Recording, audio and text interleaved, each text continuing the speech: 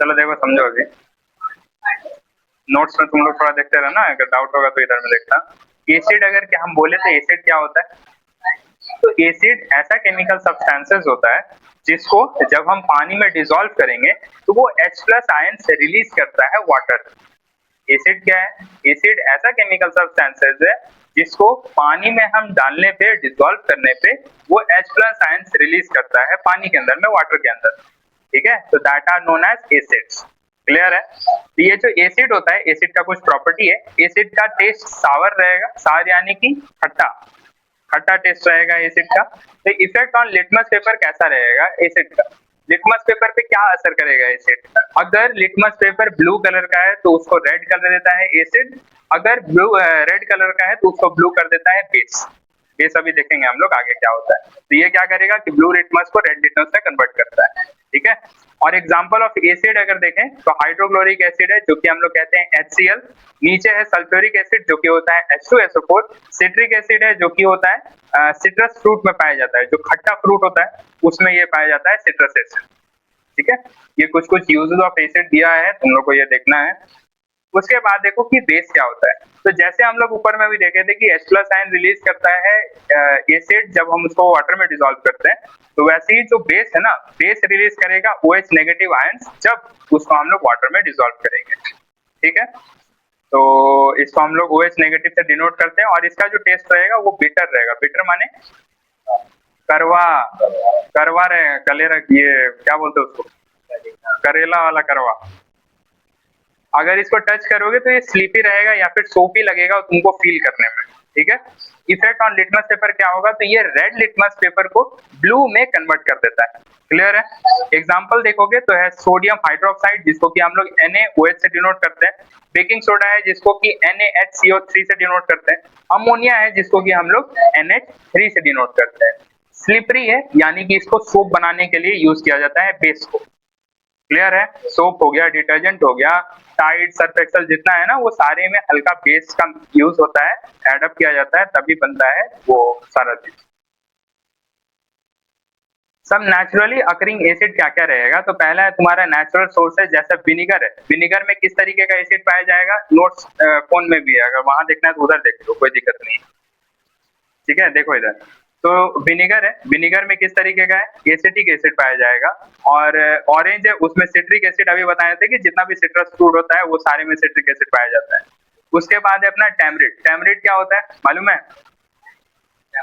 हाँ, हल्दी, तो उसमें आएगा टैर्टेरिक एसिड। उसके बाद टोमेटो है, टोमेटो में ऑक्सैलिक एसिड पाया जाएगा। सार मिल्क यानी कि जो कर्ड होता है, दही जो होता है खट्टा अगर है तो उसमें पाया जाएगा लैक्टिक एसिड। ठीक है, एंड देन लेमन है, लेमन में पाया जाएगा सिट्रिक एसिड। जितना भी फ्रूट्स है ना, जो भी खट्टा फ्रूट्स रहेगा उसमें सिट्रिक एसिड पाया जाता है। ठीक है, उसके बाद अपना एंडस्टिंग, एंडस्टिंग में पाया जाता है मिथेनोइक एसिड। एग्जाम में एंडस्टिंग का पूछ सकता है कि एंडस्टिंग में क्या होता है। उसके बाद नीटल स्टिंग, इसमें भी मेथेनोइक एसिड पाया जाएगा। नीटल एक तरह का कीड़ा होता है। समझ में आ गया बात? उसके बाद हम लोग देखेंगे कि इंडिकेटर क्या होता है। देखो, एसिड और बेस को अगर हम लोग पता करना चाहें तो वो पता करने का काम करवाएगा इंडिकेटर। इंडिकेटर जस्ट इंडिकेट करता है कि whether a substance is acid और whether a substance is base. तो ये क्या करेगा इंडिकेटर कि अपना या तो कलर चेंज कर देता है या तो अपना ओडर चेंज कर देता है। क्या करेगा इंडिकेटर? या तो अपना कलर चेंज करेगा या तो अपना ओडर चेंज करेगा इन द प्रेजेंस ऑफ एसिड और बेस। समझ में आ गया? तो यहाँ पे हम लोग का कुछ एग्जांपल दिया है। फिनोक्थलीन है, लिटमस पेपर है, उसके बाद टर्माइट, टर्मरिक पाउडर है। टर्मरिक पाउडर माने हल्दी का पाउडर जो होता है। ठीक है सर, वो हाँ बोलो। कलर चेंज टर्मरिक हाँ करता है। अभी कैसे करता है देखो, यहाँ नेचुरल इंडिकेटर का तुमको एग्जांपल्स दिया गया है। नेचुरल इंडिकेटर में हम लोग लिटमस लेंगे। अच्छा, लिटमस जो है, लिटमस किससे बनता है मालूम है? लिटमस पेपर किससे बनता है? लीचेंस एक नाम का पौधा होता है, लीचेंस या फिर लाइकेंस पढ़ते हैं इसको। तो ये एक नाम का पौधा होता है, उसी का एक्सट्रैक्ट से हम लोग लिटमस पेपर बनाते हैं। तो अभी पेपर है तो इसका मतलब ये तुम लोग मत सोच लेना कि ये सिंथेटिक इंडिकेटर है, क्योंकि इसका एक्सट्रैक्शन हो रहा है नेचर वाली चीज से, प्लांट से हो रहा है एक्सट्रैक्शन, इसीलिए हम लोग इसको नेचुरल इंडिकेटर कहते हैं। तो ये जो लिटमस पेपर है ये नेचुरल में होता है पेल पर्पल, और ये एसिड में देता है रेड कलर, बेस में देता है ब्लू कलर। मतलब क्या है कि अगर हम लोग ब्लू लिटमस पेपर लेंगे तो वो एसिड में रेड कलर देगा, और अगर रेड लिटमस पेपर हम लोग लेंगे तो वो बेस में ब्लू कलर देगा। क्लियर है? उसके बाद देखो तुम लोग हाइड्रेंगिया फ्लावर, ये एक तरीके का फ्लावर है। फिर है अपना टर्मरिक, ये फ्लावर के बारे में ज्यादा नहीं पूछता है, टर्मरिक के बारे में ज्यादा पूछता है। देखो टर्मरिक हल्दी का जो खुद का कलर होता है वो होता है येलो कलर का, ठीक है, और वो एसिड में भी येलो ही रहता है, एसिड में उसका कोई किसी भी तरीके का कलर चेंज नहीं होता है, लेकिन जब भी हम लोग उसको बेस में डालेंगे तो वो कन्वर्ट हो जाता है रेड कलर। जैसे कहीं पर सब्जी उब्जी अगर लग जाता है कपड़ा वगैरह में, उसको अगर तुम धोगे ना, जब साबुन या फिर सर्फ एक्सेल लगा के अगर धोगे तो वो हल्का सा रेडिश या फिर ब्राउनिश टाइप का तुमको दिखेगा। क्यों? क्योंकि हल्दी रहता है सब्जी में, और तुम जो सोप यूज कर रहे हो उसमें बेस है, तो बेस हल्दी के साथ में रिएक्शन करता है, इसीलिए रेडिश चाहे ब्राउनिश टाइप का तुमको कलर वहां पर दिखाता है। समझ में आ गया बात? अब आगे देखो, सिंथेटिक इंडिकेटर का मतलब क्या है? सिंथेटिक इंडिकेटर का मतलब क्या है? ऊपर था नेचुरल, सिंथेटिक मतलब जो कि ह्यूमन मेड है, जो कि मैन मेड है, तो that are known as synthetic indicator. इसमें इंडिकेटर है अपना फिनोप्थलीन, फिर है मिथाइल ऑरेंज। फिनोप्थलीन का जो नेचुरल कलर है, नेचुरल कलर नहीं देगा ना, फिनोप्थलीन एसिड में कलरलेस रहेगा और बेस में तुमको ये पिंक कलर देगा, ऑब्जर्व होगा। उसके बाद मिथाइल ऑरेंज एसिड में रेड कलर देगा और बेस में ये येलो देता है। क्लियर है बात? उसके बाद है अपना ऑल फैक्ट्री इंडिकेटर। अभी हम लोग जो ऊपर में देखे थे इंडिकेटर जितना, वो सारा रिएक्शन होता था, यानी कि डायरेक्ट कांटेक्ट होता था। मतलब कि जैसे हम लोग वही मिथाइल ऑरेंज का बात करेंगे तो वह ऐसा लिक्विड है जिसको कि अगर एसिड में डालेंगे तब वो कलर चेंज करता है, लेकिन ऑल फैक्ट्री इंडिकेटर क्या करता है, अपना स्मेल चेंज कर देता है in the presence of acid and base. ठीक है, तो olfactory indicator are substances whose smell changes in acidic or basic solution, allowing us to identify nature of a solution based on the odor change। तो क्या क्या है all factory indicator में? पहला है onion, vanilla extract and clove oil. देखो onion जो extract, onion extract acidic solution में स्मेल सेम ही रहेगा, ओनियन एक्सट्रैक्ट का स्मेल सेम रहता है, कोई स्मेल इसमें चेंज नहीं होगा। बेसिक सॉल्यूशन में स्मेल जो है डिमिनिश्ड हो जाएगा, यानी कि स्मेल उसका कम हो जाएगा। ठीक है, बेसिक वाले सॉल्यूशन में। वेनिला जो है एसिड वाले सॉल्यूशन में, इसका स्मेल जो है जैसा है वैसा ही रहता है, लेकिन बेसिक सॉल्यूशन में स्मेल इसका पूरी तरीके से खत्म हो जाता है, यानी कि स्मेल वैनिश हो जाता है ना। फिर है अपना क्लोव ऑयल। क्लोव का मतलब समझ रहे हो? क्लोव का मतलब क्या होता है? क्लोव का मतलब,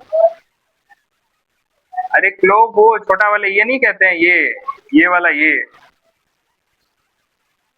लॉन्ग लॉन्ग लॉन्ग को कहते हैं क्लोव। ठीक है, तो ये एसिड में जो है अपना स्मेल रिटेन करता है, मतलब कि किसी भी तरीके का स्मेल चेंज नहीं होगा, लेकिन बेसिक में इसका स्मेल हो सकता है चेंज हो या फिर डिमिनिश हो जाए, यानी कि बहुत ज्यादा कम हो जाएगा, या फिर स्मेल हो सकता है थोड़ा सा चेंज होगा। इतना में कोई प्रॉब्लम है?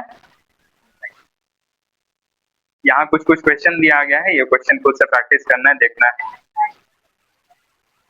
आगे देखो, हम केमिकल प्रॉपर्टीज ऑफ एसिड हम लोग देखेंगे। मिल गया? मिल गया? केमिकल प्रॉपर्टीज ऑफ एसिड देखो क्या होता है।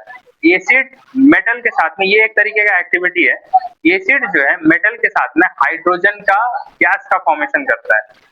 कोई भी एसिड मेटल के साथ में हाइड्रोजन गैस इवॉल्व करवाता है। जैसे यहाँ पर एग्जांपल देख लो, यहाँ पे हम लोग Zn लिए हैं, जिंक लिए, उसको हम लोग H2SO4 यानी कि सल्फ्यूरिक एसिड के साथ में रिएक्शन करवाएं, तो क्या बन गया अपना ZnSO4 एंड H2। तो ये जो H2 निकलेगा, ये H2 निकलेगा तुमको गैस के फॉर्म में। समझ में आ रहा है बात? तो तुम इसको एक्सपेरिमेंट करके दिखाओगे कैसे? देखो यहाँ पे साइड में जो फिगर है उसमें जूम कर लो। वो जो एक टेस्ट ट्यूब में रखा हुआ है वो एसिड है, सल्फ्यूरिक एसिड है, और उस सल्फ्यूरिक एसिड में हम ना छोटा छोटा जिंक का ग्रैनुअल्स डाले हैं। ठीक है, जिंक का छोटा छोटा ग्रैनुअल्स डाले, जिसके वजह से क्या हुआ, यहाँ पर जिंक के साथ में रिएक्शन हुआ, ZnSO4 बना दिया।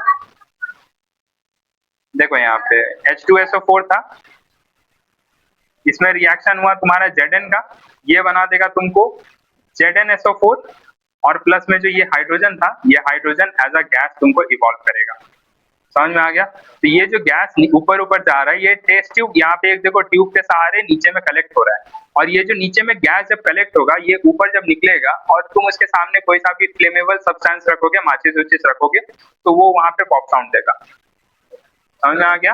तो ये एक एक्टिविटी है, ये एक्टिविटी हमेशा पूछ देता है कि कैसे बनता है, तो इसको याद कर लेना है। उसके बाद नीचे है तुम्हारा ये रिएक्टिविटी सीरीज दिया है, ठीक है, ये पूरा रिएक्टिविटी सीरीज है। ऊपर पोटेशियम है, फिर सोडियम है, फिर कॉपर है, मैग्नीशियम है, एल्यूमिनियम, जिंक, आयरन है, बहुत सारे चीज सब है। यहाँ पे हाइड्रोजन के ऊपर जितना सब्सटेंसेस है ये सारा ज्यादा रिएक्टिव होता है, और हाइड्रोजन के नीचे जितना सब्सटेंसेस है वो लोअर रिएक्टिव होता है, ज्यादा रिएक्टिव नहीं। क्लियर है? नेक्स्ट पेज देखो। How acid react with metals. Acid metal के साथ में रिएक्ट करके क्या बनाएगा, अभी जस्ट बताएं, हाइड्रोजन गैस इवॉल्व कर पाता है, ठीक है। यहाँ पर देखो एसिड मेटल के साथ में सॉल्ट प्लस में हाइड्रोजन गैस इवॉल्व कर पाता है। जैसे हम लोग पीछे वाले में क्या लिए थे, Zn लिए थे एंड H2SO4 लिए थे। H2SO4 is sulphuric acid. तो Zn मेटल है, मेटल के साथ में एसिड रिएक्शन करवाया तो क्या बन गया, ZnSO4 प्लस में H2। अब देखो तुमको पता कैसे चलेगा कि सर यहाँ पर रिएक्शन होगा या फिर नहीं होगा। ये जो Zn है ये SO4 से ज्यादा रिएक्टिव है। Zn जो है, जिंक जो है वो SO4 से ज्यादा रिएक्टिव है, तो ये क्या करेगा, हाइड्रोजन को इसके जगह से भगा देगा, डिस्प्लेस कर देगा, और ये बना देगा ZnSO4 और प्लस हाइड्रोजन अलग हो जाएगा जो कि रहेगा तुमको गैस के फॉर्म में। कोई प्रॉब्लम है? हाँ जी,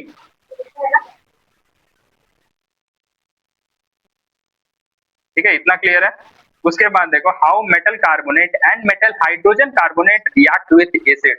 मेटल और मेटल हाइड्रोजन कार्बोनेट जब एसिड के साथ में रिएक्ट करेगा तो क्या बनाएगा, समझो। एसिड जब भी मेटल कार्बोनेट के साथ में या फिर बाइकार्बोनेट के साथ में रिएक्शन करेगा तो वहां पे तीन चीज बनाएगा, सॉल्ट बनाएगा, वाटर बनाएगा एंड कार्बन डाइऑक्साइड बनाएगा, ठीक है। कोई भी एसिड जब मेटल के कार्बोनेट के साथ में रिएक्शन करवाता है तो वहां पे सॉल्ट बनेगा, वाटर बनेगा एंड कार्बन डाइऑक्साइड बनेगा। एग्जांपल देखो नीचे में क्या दिया है तुमको, CaCO3 है। CaCO3 क्या है,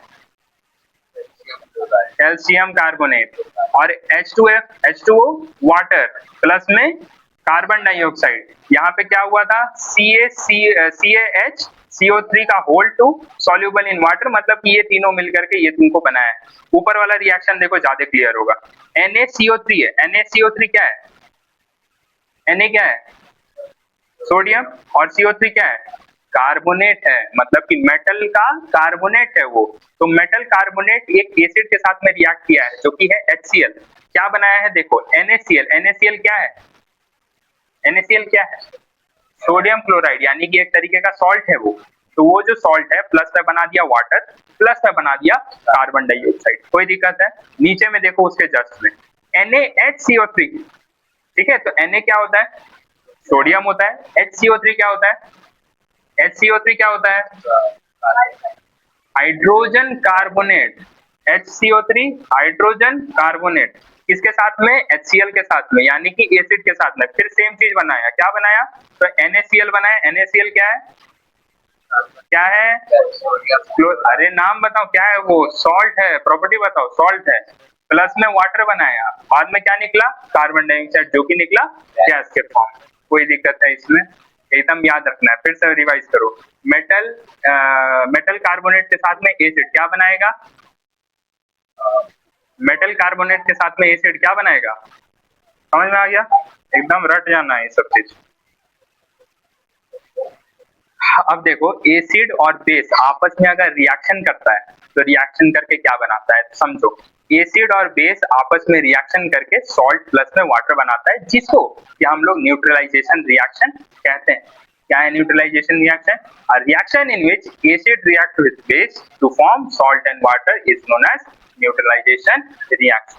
एक एग्जांपल देख लो, यहाँ पे क्या है, HCl है जो कि एक एसिड है, NaOH है जो कि एक बेस है, फिर बनाया है NaCl जो कि सॉल्ट है, प्लस में H2O यानी कि वाटर बन गया। कोई दिक्कत है? अब reaction of metallic oxide with acid. अच्छा, मेटालिक ऑक्साइड क्या होता है, मेटालिक ऑक्साइड क्या होता है, हाँ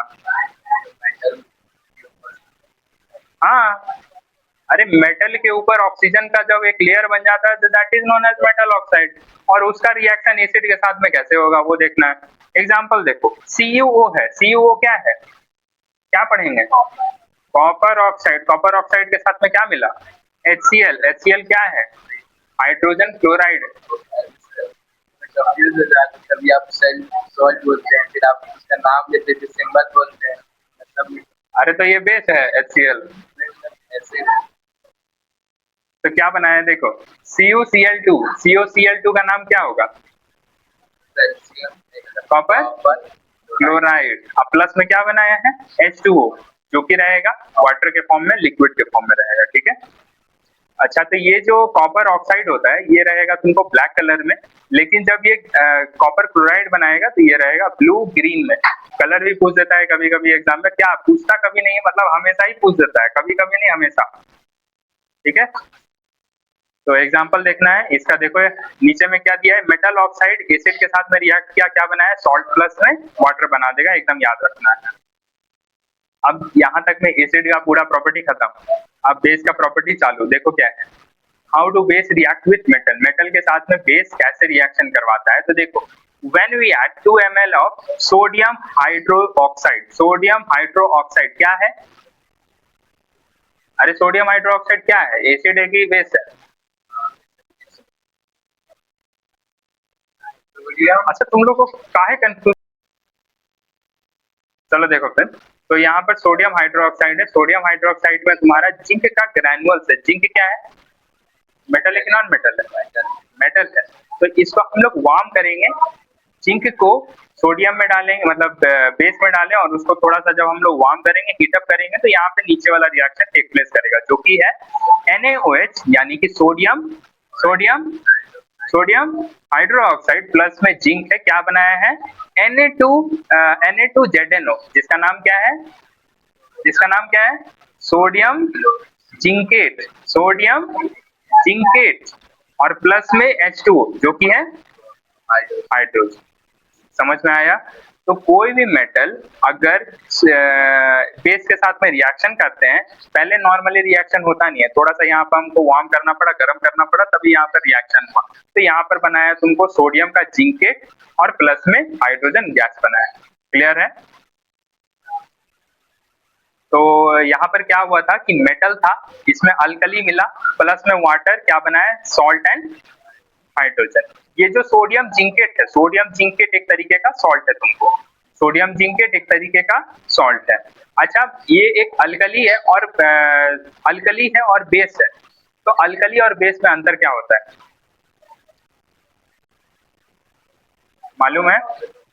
अल्कली हमेशा वाटर में सॉल्युबल होगा, लेकिन base, all base are not soluble in water, but all alkali are soluble in water. और अल्कली क्या है? एक तरीके का बेसी। अल्कली क्या है? बेसी है, लेकिन बेस में वो ऐसा है जो कि सॉल्युबल रहेगा वाटर में, लेकिन all bases are not soluble in water. समझ में आ गया? क्या हो गया? अब देखो, नॉन मेटालिक ऑक्साइड है, वो बेस के साथ में कैसे रिएक्शन करता है? नॉन मेटालिक ऑक्साइड यानी कि जो मेटल नहीं है। जैसे एग्जांपल देख लो यहाँ पर, तुम्हारा CO2 है। CO2 क्या हो गया? Carbon dioxide. वो तुम्हारा CaOH का होल टू, CaOH का होल टू क्या होता है? Hydro oxide. Very good. Calcium hydroxide के साथ में रिएक्शन करवाया है, तो यहाँ पर CaCO3 बन गया। CaCO3 क्या है? कैल्शियम कैल्शियम कार्बोनेट है वो। CO3 माने कार्बोनेट। ठीक है, CO3 माने कार्बोनेट, और प्लस में वाटर बन गया। एक और एग्जांपल देखो, SO3 है। SO3 क्या होता है?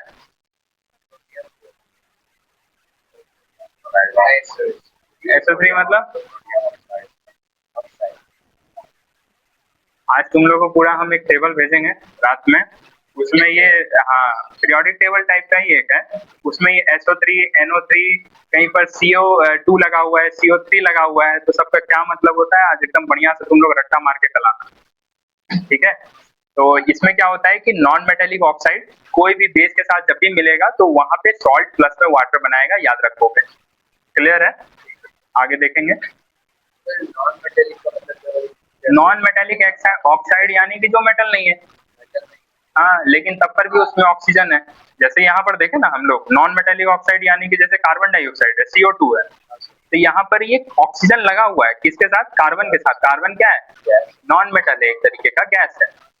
ठीक है। तो एक समरी यहाँ पर दिया हुआ है कि एसिड मेटल के साथ में क्या बनाएगा, तो हमेशा सॉल्ट प्लस में हाइड्रोजन गैस बनाता है। ठीक है, एग्जांपल देख लोगे तुम लोग। फिर मेटल कार्बोनेट क्या बनाएगा, तो मेटल कार्बोनेट एसिड के साथ में सॉल्ट प्लस में कार्बन डाइऑक्साइड प्लस में वाटर बनाता है। ठीक, फिर मेटल हाइड्रोजन कार्बोनेट है, तो मेटल हाइड्रोजन कार्बोनेट एसिड के साथ में salt plus carbon dioxide plus में वाटर बनाएगा। फिर मेटालिक ऑक्साइड है, मेटालिक ऑक्साइड क्या रहेगा, मेटालिक ऑक्साइड प्लस एसिड मिलेगा तो सॉल्ट प्लस में वाटर बनेगा। ठीक है, सारा का एग्जाम्पल एग्जाम्पल बढ़िया से तुम लोग को याद कर लेना है। अब नीचे में है कि बेस को जब हम मेटल के साथ में मिलाते हैं, तो मेटल कोई सा भी अगर बेस के साथ में मिल रहा है तो वहां पर सॉल्ट प्लस में हाइड्रोजन गैस इवॉल्व होगा। फिर बेस को अगर नॉन मेटालिक ऑक्साइड के साथ में हम लोग मिलाएंगे तो वहां पर नॉन मेटल ऑक्साइड है, बेस के साथ में मिला प्लस में सॉल्ट प्लस में वाटर बनाएगा। ठीक है, बढ़े आगे। फिर से ये कुछ कुछ क्वेश्चन है, ये तुम लोग को देखना है। अब देखो यहाँ पे एसिड और बेस में क्या, दोनों में क्या क्या कॉमन है, दोनों में क्या सिमिलैरिटीज है। तो पहला सिमिलैरिटीज ये है कि dilute acid and dilute H2SO4 वहां पर बल्ब ग्लो करेगा। यानी कि अगर एसिड को पानी में अगर हम लोग डिसॉल्व करवाते हैं, पानी ऐसा मान लो वाटर एकदम प्योर है, वाटर प्योर है यानी कि कोई उसमें सॉल्वेंट्स नहीं है, कोई इम्प्योरिटीज नहीं है, तो क्या वो पानी इलेक्ट्रिसिटी कंडक्ट करेगा? नहीं करेगा। लेकिन उसमें अगर हम लोग एसिड डाल देंगे तो एसिड के वजह से क्या होगा, वहां पे आयंस डिसॉल्व हो जाएंगे। क्या होगा? आयंस डिसॉल्व हो जाएंगे, जो कि पानी को कंडक्ट करवा देता है, मतलब इलेक्ट्रिसिटी को वाटर से कंडक्ट करवा देता है। ठीक है, तो they are acid release, ions release करेगा जो कि इलेक्ट्रिसिटी को कंडक्ट करवाता है। लेकिन ग्लूकोज और अल्कोहल, ग्लूकोज और अल्कोहल ऐसा सॉल्यूशन है जिसके अंदर में पानी इलेक्ट्रिसिटी को कंडक्ट नहीं करवा पाता है, अगर तुम उसको पानी में मिलाओगे तब भी। समझ में आ गया? समझो इधर होता कैसे है। कोई भी एसिड है ना, वो हमेशा H प्लस आयन रिलीज करेगा, या फिर अगर कोई भी बेस है तो वो हमेशा OH नेगेटिव आयन रिलीज करता है। लेकिन जब हम लोग अगर इसका बात करेंगे, अल्कोहल का या फिर ग्लूकोज का अगर हम लोग बात किए, तो अल्कोहल और ग्लूकोज में भी तुम्हारा हाइड्रोजन होता है, लेकिन वहां पे आयंस नहीं होता है। ठीक है, हाइड्रोजन और ग्लूकोज में भी आयंस होता है, मतलब हाइड्रोजन होता है, लेकिन वहाँ आयंस नहीं होता है, जैसा तुम्हारा एसिड और बेस में होता है। समझ में आया? बताओ हमको। एसिड में इलेक्ट्रिसिटी, एसिड में बेस में इलेक्ट्रिसिटी कंडक्ट कर देता है क्योंकि उसमें हाइड्रोजन होता है, लेकिन वही हाइड्रोजन अल्कोहल और ग्लूकोज में प्रेजेंट होता है, तो क्यों नहीं कंडक्ट करेगा ऋषभ? आयंस प्रेजेंट नहीं होता। हाइड्रोजन का मतलब ये नहीं है कि उसमें खाली इलेक्ट्रिसिटी ऐसे ये कंडक्ट कर देगा, आयंस होना जरूरी है। समझ में आ गया? अब आगे देखोगे, what do all acid and base have in common, फिर से वही सिमिलैरिटीज क्या है, तो both acid and base are electrolytes, दोनों क्या है? इलेक्ट्रोलाइट्स। इलेक्ट्रोलाइट्स क्या होता है? हाँ, अच्छा इसको देख रहे थे, इसीलिए हंस रहे थे। हम बोले काहे हंस रहा है भाई। तो इलेक्ट्रोलाइट्स क्या होता है? इलेक्ट्रोलाइट्स क्या होता है? जो लिक्विड ऐसा जो इलेक्ट्रिसिटी को कंडक्ट कर देता है, जो सॉल्यूशन ऐसा जो इलेक्ट्रिसिटी को कंडक्ट कर देता है, तो that are known as electrolytes. तो एसिड और बेस एक तरीके का इलेक्ट्रोलाइट्स है। समझ में आ गया? तो वो जो है गुड कंडक्टर ऑफ इलेक्ट्रिसिटी है। So acid and base both produces ions in water solution. Acid releases hydrogen ions, hydrogen मतलब H plus ions, whereas base releases OH negative ions. Ions दोनों में हो रहा है, ये नहीं कि उसमें पॉजिटिव है नेगेटिव है तो नहीं हो पाएगा। आयंस दोनों में हो रहा है, यानी कि इलेक्ट्रिसिटी कंडक्ट करेगा क्योंकि वो लिक्विड को इलेक्ट्रोलाइट बना देता है। समझ में आ गया? When dissociation in water, both acid and base become neutralized. और जब हम लोग पानी में अगर दोनों को डालेंगे तो वहां पे पानी में वो न्यूट्रलाइज हो जाएगा। तो न्यूट्रलाइज का हम लोग मतलब देखे तो ऊपर क्या था न्यूट्रलाइजेशन में,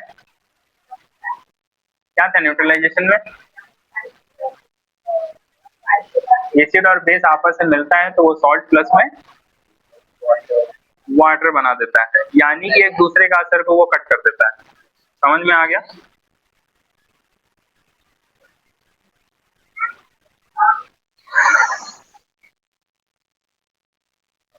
कितना देखोगे? चलो ध्यान दो। देखो इधर में क्या कह रहा है कि what happens to an acid और base in a water solution. Water के सॉल्यूशन में एसिड और बेस के साथ में क्या फर्क पड़ता है देखो पहले। तो हम लोग को यहाँ पे टेस्ट है, ये अपना टेस्ट दिया हुआ है ड्राई ब्लू लिटमस पेपर। तो ड्राई ब्लू लिटमस पेपर को हम जब देखेंगे तो वहां पर कोई भी कलर चेंज नहीं हो रहा है। जब हम लोग उसमें ड्राई HCl वहां पे हम लोग डालेंगे, यानी कि HCl को अगर ड्राई के फॉर्म में है और उसको अगर हम लोग लिटमस पेपर पे डालेंगे तो वहां पर हम लोग देखेंगे किसी भी तरीके का कलर चेंज नहीं हुआ है। क्यों? क्योंकि वहां पे वो ड्राई है। जब भी कोई भी चीज अगर ड्राई रहता है तो वो ना ही H+ आयंस रिलीज करेगा और ना ही OH नेगेटिव आयंस रिलीज करेगा। तो जब आयंस रिलीज ही नहीं हो रहा है तो कहां से पता चलेगा कि whether a substance is acid और बेस? समझ में आया? तो इसी के वजह से ड्राई में कभी भी रिएक्शन फॉर्म नहीं होता और इंडिकेट नहीं करता है हमेशा। उसके बाद हम मॉइस्ट अगर ब्लू लिटमस पेपर लेंगे तो वहां पर वो टर्न्स रेड हो जाएगा, क्योंकि मॉइस्ट है इसका मतलब क्या है कि वो H+ आयंस रिलीज करेगा। तो that's why it's convert into red, और रेड में कन्वर्ट हो रहा है यानी कि वो क्या होगा? बेस होगा। समझ में आ गया बात? चलो देखो यहाँ पे फिर वही चीज है कि acid release H+ ions only in aqueous solution. H+ ions only कब रिलीज होगा? एक्वस सॉल्यूशन में रिलीज होगा। एसिड हमेशा H+ आयंस कब रिलीज करेगा? तो एक्वस सॉल्यूशन में रिलीज करता है। तो in water HCl dissociate as HCl है, उसको हम पानी में डाले तो क्या बना देखो, H3O बना, प्लस में Cl नेगेटिव बना है। HCl को पानी में डाले हैं तो H3O बना है, प्लस में Cl नेगेटिव बना है। अब देखो H+ ion can not exist alone, they combine with water to form hydronium ions, यानी कि हाइड्रोजन जो है वो कभी भी सिंगल फॉर्मेशन में नहीं होता, यानी कि सिंगल फॉर्म में नहीं हो सकता है। तो इसी के वजह से वो वाटर के साथ में कंबाइन करता है और वो बना देता है H3O, जो कि हम लोग ऊपर वाले रिएक्शन में देखे थे, क्योंकि H2O एक अलग तरीके का कंपाउंड है। तो thus acid must represented as H+ ions or H3+ ions, showing that water is essential for ionization। तो कहीं पर भी अगर एसिड है तो हमेशा उसको हम लोग H+ आयन से डिनोट करेंगे या फिर H3O+ आयन से हम लोग डिनोट करेंगे। क्लियर है? नेक्स्ट देखोगे, what happened to an acid or base in a water solution? फिर when acid is added to water, hydrogen ions are produced, however H+ ion cannot exist alone, जो ऊपर की तरफ में लिखा हुआ था। एग्जांपल वही है कि HCl है, हाइड्रोजन क्लोरीन है, क्लोराइड है, वाटर के साथ में रिएक्शन किए H3+ और Cl- आयन बना है। The hydrogen ion H+ combines with water molecules to form hydronium ions, जो कि है H3O+। Therefore, the hydrogen ions must always be showing H+ ion or as hydronium ion, यानी कि H3+ ions। तो हमेशा H+ ions में होगा और H3+ ions में एसिड का डिनोशन होगा, मतलब कि हम डिनोट करेंगे, इंडिकेट करेंगे। ठीक, उसके बाद देखना है कि when a base is dissolved in water, hydroxide ions are produced। जब बेस को पानी में डालते हैं तो वहां पर हाइड्रोक्साइड आयन रिलीज होता है, यानी कि OH नेगेटिव आयंस वहां पर रिलीज होता है। एग्जांपल में देखोगे तो NaH है, उसको हम लोग पानी में डाले हैं तो Na अलग हो गया और यहाँ पर OH नेगेटिव आयंस फॉर्म हुआ है। नीचे में देखोगे तो bases that are soluble in water are called alkali. जो बेस पानी में घुल जाता है that are known as alkalies. और हमेशा जो है बाबू, एसिड को हम लोग पानी में ड्रॉप बाय ड्रॉप डालते हैं डाइल्यूशन करने के लिए। डाइल्यूटिंग का मतलब क्या होता है? डाइल्यूटिंग का मतलब क्या होता है? डाइल्यूट का मतलब, डाइल्यूट का मतलब उसके कंसंट्रेशन को कम करना, यानी कि उसका पावर को कम करना। ठीक है, तो एसिड को जब हम पानी में डालेंगे तो ये था कंसंट्रेटेड फॉर्म में, जब हम इसको वाटर में डालें तो ये थोड़ा सा डाइल्यूट हो गया। डाइल्यूट का मतलब क्या हो गया? इसका पावर थोड़ा सा कम हो गया। क्यों? क्योंकि इसमें वाटर में एडअप हो गया। और ये जो रिएक्शन होता है ये बहुत ही ज्यादा एक्सोथर्मिक होता है, यानी कि बहुत ज्यादा अमाउंट में हीट रिलीज होता है, बहुत ज्यादा अमाउंट। इसी के वजह से इस रिएक्शन को हम लोग एक्सोथर्मिक रिएक्शन कहते हैं। क्या कहेंगे? एक्सोथर्मिक रिएक्शन कहते हैं। इसीलिए कभी भी एसिड को हम लोग पानी में डालते हैं, लेकिन कभी भी हम लोग पानी को एसिड में नहीं डाल सकते, क्योंकि ये रिएक्शन बहुत ही ज्यादा एक्सोथर्मिक है। तो हम लोग जिस कंटेनर में एसिड को रखते हैं, ऐसा हो सकता है कि वो कंटेनर ही एक्सप्लोड हो जाए और सारा एसिड हम लोग के ऊपर पड़ जाए। समझ में आया? तो हम लोग क्या यूज करेंगे डाइल्यूशन के लिए हमेशा? तो हम लोग एसिड को पानी में डालेंगे ड्रॉप बाय ड्रॉप। समझ में आया? तब वहां पर डाइल्यूशन होगा।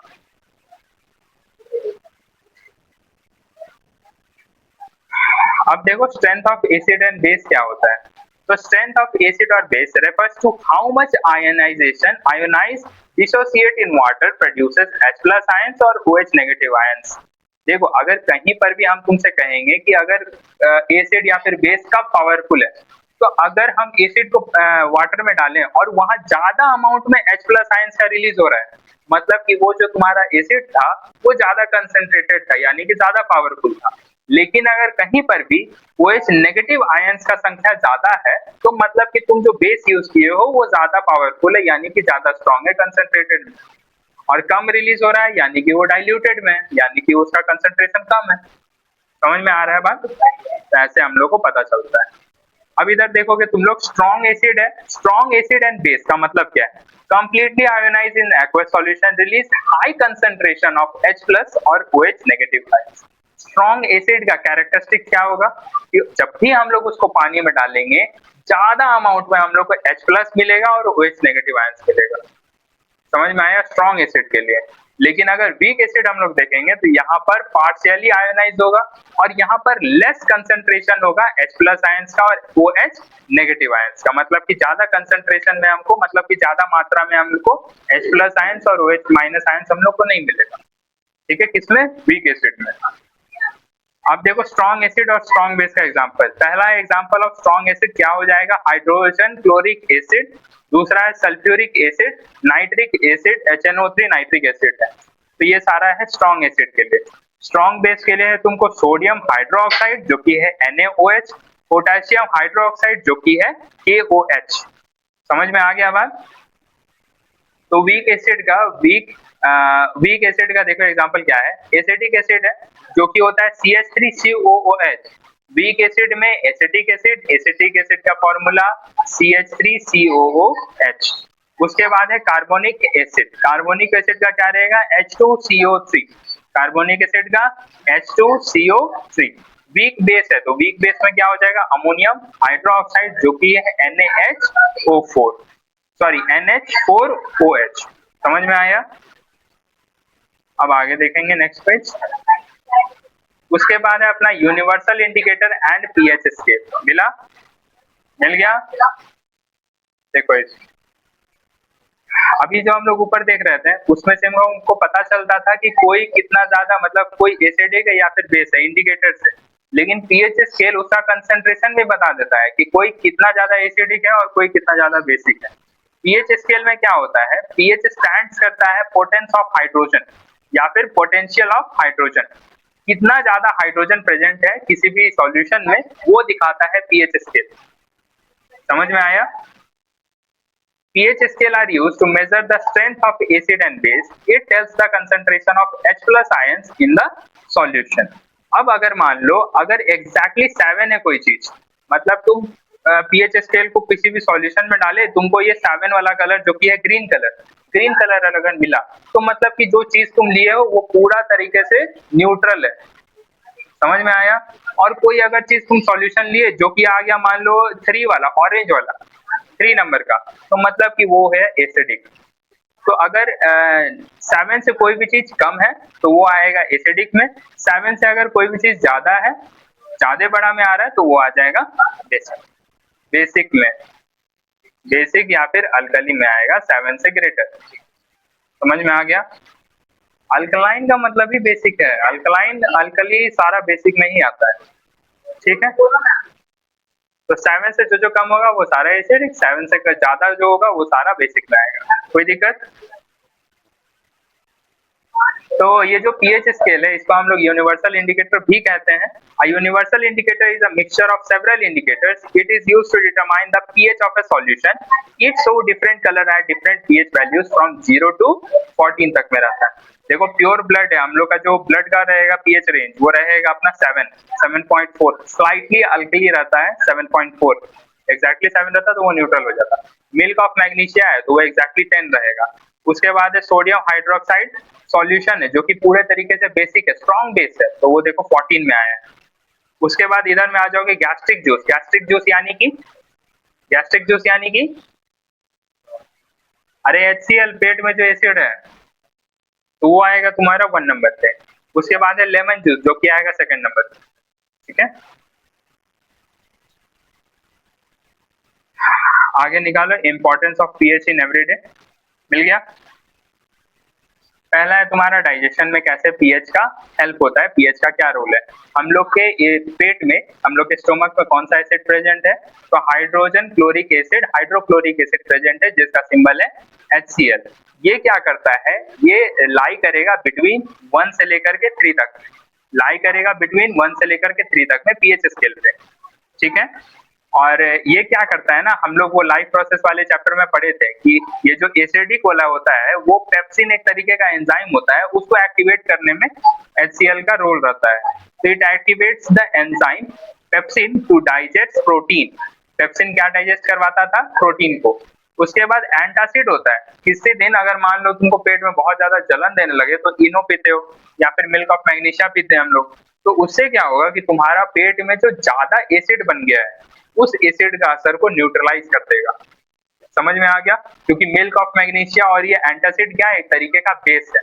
क्या है, बेस है। तो एंटासिड का मतलब वही है, बेस ही है। तो वो न्यूट्रलाइज कर देता है हम लोग का एक्सेस स्टोमक एसिड को। जैसे मैग्नीशियम हाइड्रोक्साइड है MgOH का होल 2 है, जिसको कि हम लोग मिल्क ऑफ मैग्नीशिया कहते हैं। समझ में आ गया importance of acid in our stomach.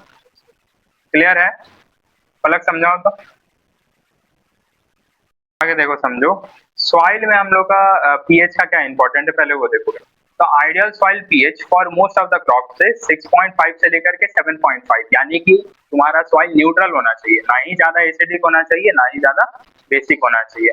तो अगर कहीं पर एसिडिक सॉइल है, एसिडिक सॉइल कब होता है, जब बहुत ज्यादा मात्रा में हम लोग फर्टिलाइजर यूज कर लेते हैं, यूरिया का ज्यादा यूज कर लेंगे तो वहां पर तुम्हारा मिट्टी एसिडिक हो जाता है। समझ में आया। तो अगर एसिडिक सॉइल है तो उसको किससे हम लोग ट्रीट करेंगे, क्विकलाइम से। क्विकलाइम क्या है, चूना है, कैल्शियम ऑक्साइड है, चूना है, छिटते नहीं रहता है खेत में किसान सब, दैट इज नोन एज। या फिर हम लोग स्लेट लाइम यूज कर सकते हैं जो कि है CaOH का होल 2। अच्छा, CaO में और CaOH का होल 2 में क्या डिफरेंस है, और इधर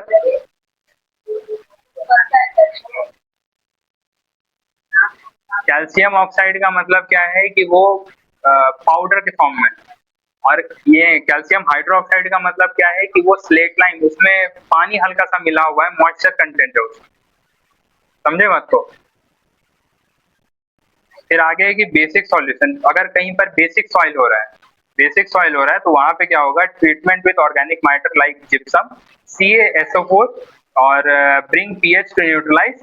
तो मतलब क्या होता है ना कि अगर मान लो कहीं पर मैनुअर का तुम ज्यादा यूज कर लेगा, ऑर्गेनिक मैटर का ज्यादा यूज कर लेगा, तो वो तुम्हारा ज्यादा ही बेसिक हो जाता है। समझ में आया। ज्यादा एसिडिक यानी कि ज्यादा फर्टिलाइजर का यूज किया, ज्यादा बेसिक यानी कि ज्यादा मैनुअर का हम लोग यूज कर लिए, तब हो गया। ठीक है, अब नेक्स्ट अपना क्या, पीएच कम हो जाता है ना, पीएच कम हो रहा है मतलब कि तुम्हारा क्रॉप ठीक से उगेगा नहीं। आइडियल जो रेंज है पीएच का वो है तुम्हारा इतना ही, 6.5 से लेकर 7.5 तक ही है। समझ में आ गया। अच्छा सा जो क्या बोलते हैं, उसके बाद है टूथ, हाँ हाँ हाँ, ठीक है। उसके बाद है तुम्हारा टूथ डिके का प्रिवेंटेशन। देखो जब भी तुम कोई भी सुगरी वाला चीज या फिर कुछ भी अगर खा रहे हो और ठीक से अगर ब्रश नहीं कर रहे हो तो फूड का पार्टिकल तुम्हारे दांतों के अंदर में जाएगा, बीच में जाकर के अटक जाएगा, जिसके वजह से क्या होगा कि वो वहां जाकर के सड़ना चालू करेगा, वो जो फूड पार्टिकल है सड़ेगा।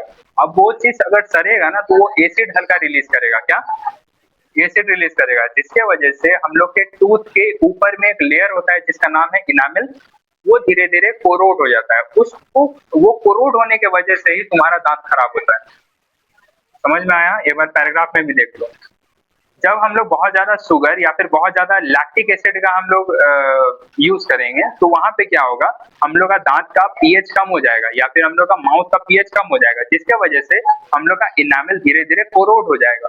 और टूथपेस्ट जो है, टूथपेस्ट एक तरह से बेसिक है, ठीक है, जो कि इस असर को कम कर देता है, न्यूट्रलाइज कर देता है और हम लोग को दांत को बचाता है। समझ में आ गया बात। कौन सा लेयर है दांत के ऊपर, इनामल, याद रखना।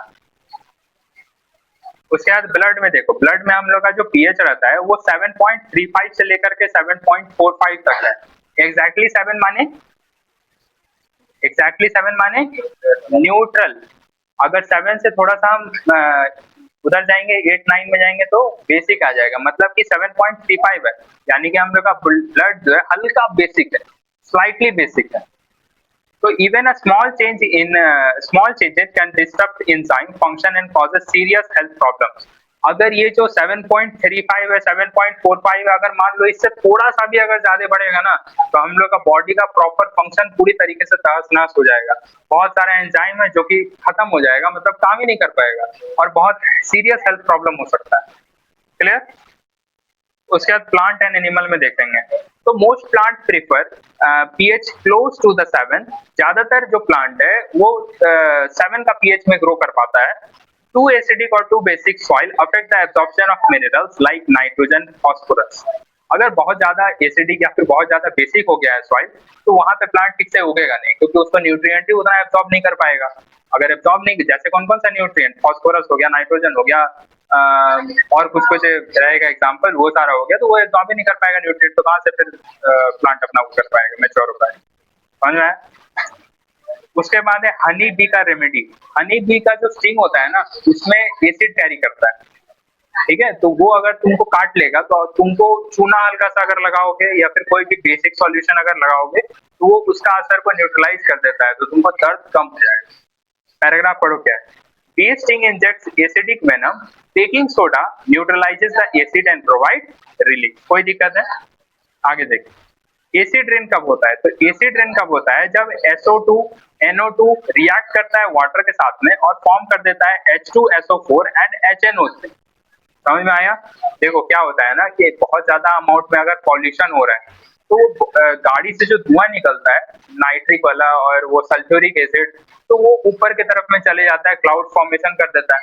अब वो क्लाउड फॉर्मेशन करने के कारण अगर वहां पर थोड़ा सा भी मॉइस्चर कंटेंट मिलेगा या फिर बादल जो है अगर बारिश होने का रहेगा तो वो तो क्लाउड जाकर के उसके साथ मिक्सअप हो जाएगा और वहां पर जाकर के वो बना देगा सल्फ्यूरिक एसिड, और वही हम लोग को रेन हो जाता है। सल्फ्यूरिक एसिड का ही रेन होता है एसिड रेन।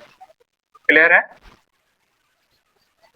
तो lowers rain water pH below 5.7 और इसके वजह से क्या होगा 5.6 के कम हो जाता है पीएच का रेंज, जिसके वजह से क्लाउड्स में जो पानी होता है वो एसिड बन जाता है, कम होगा तो acid formation. harm soil, plants, buildings and aquatic life by disrupting nature of the pH balance। और इसके वजह से प्लांट लाइफ हो, बिल्डिंग का स्ट्रक्चर हो, बहुत सारा चीज डिस्टर्ब हो सकता है। जैसे ताजमहल का कलर है इसी की वजह से फेड हुआ है एसिड रेन। कोई दिक्कत है? कितना तक में देखोगे आज?